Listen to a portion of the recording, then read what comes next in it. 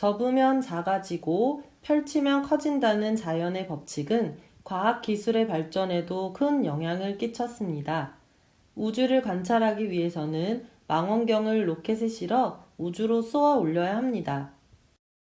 우주까지 망원경을 실어가려면 망원경을 작게 만들어야 하는데 작은 망원경은 성능이 많이 떨어질 것입니다. 그래서 과학자들은 커다란 망원경을 종이처럼 접어서 로켓에 실어 우주에 도착하면 스스로 잘 펼쳐질 수 있도록 만들었습니다. 우주 망원경 안에는 접으면 작아지고 펼치면 커진다는 자연의 법칙인 종이접기의 원리가 사용되었습니다. 종이접기는 다양한 분야에서 활용되고 있습니다. 우주 망원경에 들어갈 운동장만한 렌즈는 종이접기 원리를 이용하여 작게 접을 수가 있습니다. 승객을 보호하기 위한 에어백에도 종이접기 원리가 들어있습니다. 에어백은 보통 때는 작게 접혀 있다가 사고가 나면 재빨리 펼쳐져야 합니다. 하늘에서 안전하게 땅으로 내려올 수 있는 낙하산에도 종이접기가 활용되었습니다. 종이접기란 종이를 접어서 새나 옷, 배, 꽃, 투구 같은 여러 가지 모양을 만들어내는 기술이자 놀이입니다. 종이접기는 손에서 손으로 전해 내려왔기 때문에 그 기원에 대해서는 정확히 알 수가 없습니다. 그런데 이웃 일본에서는 이미 19세기에 조형놀이로서 유행하고 있었고 20세기에 들어와서는 오늘날과 같은 종이접기가 되었습니다. 그 명칭도 일본어인 오리가미로 굳어졌습니다. 또한 정사각형으로 잘린 몇 가지 색깔의 색종이를 겹쳐서 묶는 다발도 오리가미라는 이름으로 사고 팔았기 때문에 그 용지도 오리가미라고 불리고 있습니다. 종이접기가 유럽으로 전파된 것은 마술사들에 의해서입니다. 요술의 재료로서 종이접기가 사용되었기 때문입니다. 종이를 이용한 전자기기를 만들기 위한 연구는 최근 10여 년 동안 활발하게 진행되어 왔습니다.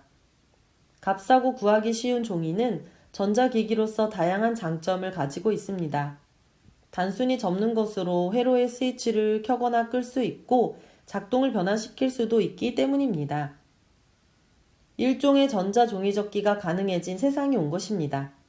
이런 아이디어를 이용하면 다양한 일회용 종이 전자기기를 만들 수 있을 것으로 보입니다. 가령 중금속 오염을 측정하는 기능을 하는 회로를 종이 위에 그려낼 수 있다면 경제적으로 유독물질을 모니터링할 수 있게 될 것입니다. 종이 위에 형성한 센서로 한 방울의 물이나 환자의 혈액에서 유독물질인 납을 찾아낼 수도 있습니다.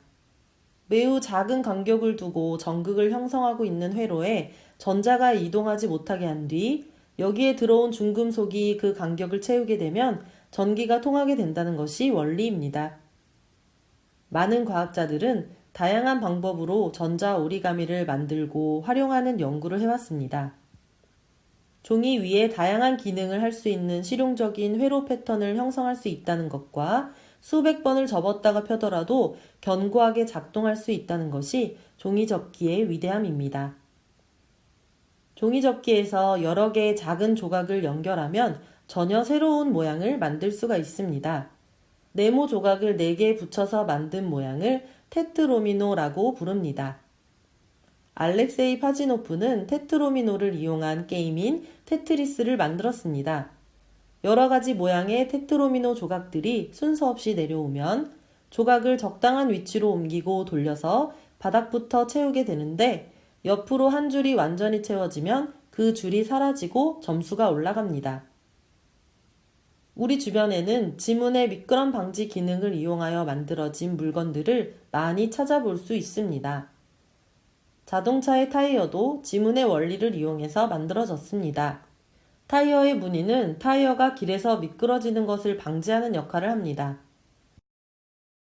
타이어 이외에도 자전거의 손잡이, 고무장갑, 신발 바닥 등 지문의 원리를 이용한 것들이 많이 있습니다. 모두 겉에 지문처럼 주름이 들어있어서 미끄럼을 방지하는 기능을 가지고 있습니다. 문어나 낙지의 다리에는 많은 빨판이 있는데 빨판을 이용해서 어디든지 달라붙을 수가 있습니다. 빨판 상어는 빨판을 이용하여 상어나 고래의 배에 붙어서 생활합니다. 빨판에 원리가 들어있는 흡착판은 안쪽의 공기를 빼내서 벽에 잘 달라붙도록 만들어져 있습니다. 유리나 거울에 달아놓는 칫솔이나 비누거리에도 흡착판이 붙어 있습니다. 스마트폰을 보관하는 거치대나 차량 내부에 달아놓는 내비게이션에도 흡착판이 사용되고 있습니다. 생체 인식 기술이란 사람의 측정 가능한 신체적, 행동적 특성을 추출하여 본인 여부를 비교하고 확인하는 것을 말합니다. 사람의 얼굴 모양이나 음성, 지문, 안구 등과 같은 개인적인 특성은 열쇠나 비밀번호처럼 다른 사람이 도용하거나 복제하여 이용할 수 없습니다. 또한 이것들은 변경되거나 분실될 위험성이 없으므로 보안 분야에서 많이 활용되고 있는데 특히 이용자에 대한 사후 추적이 가능하여 관리적인 측면에서도 안전한 시스템을 구축할 수가 있습니다. 이런 생체 인식을 이용하고 있는 것으로는 지문, 음성, 얼굴, 홍채, 손금, 정맥, 분포 등 아주 다양합니다. 여기에 덧붙여 최근에는 걸음걸이나 채취, 귀 모양, 유전자 정보 등을 이용한 생체 인식도 연구 중입니다.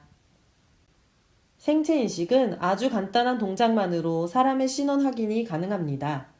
생체 인식을 활용하면 금융 거래를 하거나 인터넷 쇼핑몰에서 물건을 구매할 때 공인인증서, 아이핀, 키보드 보안 프로그램, 백신 프로그램 등 여러 개의 파일을 설치할 필요가 없습니다. 웹사이트를 이용할 때에도 아이디와 비밀번호를 굳이 입력하지 않아도 됩니다. 손가락만 살짝 갖다 대면 한 번에 로그인이 됩니다. 노트북이나 자동차도 주인이 이용할 때만 반응을 하고 현관문도 가족이 왔을 때에만 열립니다. 도서관에서 책을 빌리거나 관공서에서 서류를 발급받을 때에도 자동화 시스템을 이용할 수 있습니다. 이런 생체 인식에 사용되는 신체 부위는 아주 다양합니다. 그동안 신분증을 만들거나 계약서를 작성할 때에는 손가락 끝에 지문을 찍어 본인임을 증명했습니다. 그런데 IT 기술과 지문이 결합되면서 회사 출퇴근이나 공항 출입국과 같은 다양한 곳에서 지문 인식기가 유용하게 사용되고 있습니다. 또한 출결 관리, 스쿨버스 탑승 관리, 도서 대출 관리, 의료실 출입 및 기록 관리 등 다양한 학사 관리에 지문 인식을 활용하는 학교가 늘고 있습니다. 그런데 문제는 인구의 5% 정도는 지문이 없다는 사실입니다. 물론 지문이 아닌 눈동자 주변의 홍채를 통해 생체 인식을 하는 방법도 있습니다. 위조가 불가능해 안전성이 높아 보이지만 눈을 매번 기기에 접촉해야 하므로 불편하고 고해상도의 기기가 필요하므로 초기 비용이 많이 든다는 단점이 있습니다. 생체 인식 기술은 편리하고 정확하기 때문에 사용하려는 수요는 많지만 보안이 완벽하다고 단정적으로 말하기는 어렵습니다. 얼굴은 성형수술로 고치고 지문은 자국을 떠서 복제할 수 있으며 목소리는 고품질 녹음으로 위조가 가능하기 때문입니다. 심지어 지문인식 자동차를 훔치기 위해 주인의 손가락을 자르는 흉악 범죄도 등장했던 신뢰가 있습니다. 또한 인식기기에 등록된 정보가 안전하게 보존된다고 보장할 수도 없습니다. 최근 우리나라를 포함하여 전 세계에서는 해킹에 의해 수많은 개인정보가 유출되었습니다. 주민등록번호 대신에 생체 인식을 도입한다고 하더라도 이런 예상하지 못한 심각한 일은 얼마든지 일어날 수 있습니다. 유전자 가위는 인간 세포와 동식물 세포의 유전자를 교정하는 데 사용하는 기술입니다. 동식물이 지닌 유전자에 결합하여 특정 DNA 부위를 자를 때 사용하는 인공 효소로 유전자의 잘못된 부분을 제거하여 문제를 해결합니다. 유전자 가위는 쉽게 말하면 지퍼가 고장이 났을 때 이빨이 나간 부위만 잘라내고 새로운 지퍼 조각을 갈아 끼우는 유전자 짜깁기 기술로 불리기도 합니다. 오늘날 3세대 유전자 가위인 크리스퍼는 세균이 천적인 바이러스를 물리치기 위해 관련된 DNA를 잘게 잘라 이것을 기억해 두었다가 다시 침입했을 때 물리치는 명령체계를 부르는 용어로도 사용됩니다. 이를 이용해 개발한 것이 크리스퍼 유전자 가위입니다. 예전에는 유전자를 하나 잘라내고 새로 바꾸는데 수개월에서 수년씩 걸리던 것이 오늘날에는 며칠이면 가능해졌습니다. 또한 유전자 가위를 사용하면 한 번에 여러 군데의 유전자 문제를 동시에 해결할 수도 있습니다. 수학은 자연의 비밀을 알아내는 학문입니다. 바람직한 수학 공부는 자연의 비밀을 알아내는 일련의 연습 과정입니다. 수학 공부의 시작은 자연을 관찰하여 무늬를 찾아내는 일입니다. 무늬는 생명을 가진 것들이 만들어낸 삶과 죽음에 대한 흔적입니다. 무늬는 사람과 자연 사이를 연결해주는 소통의 언어입니다.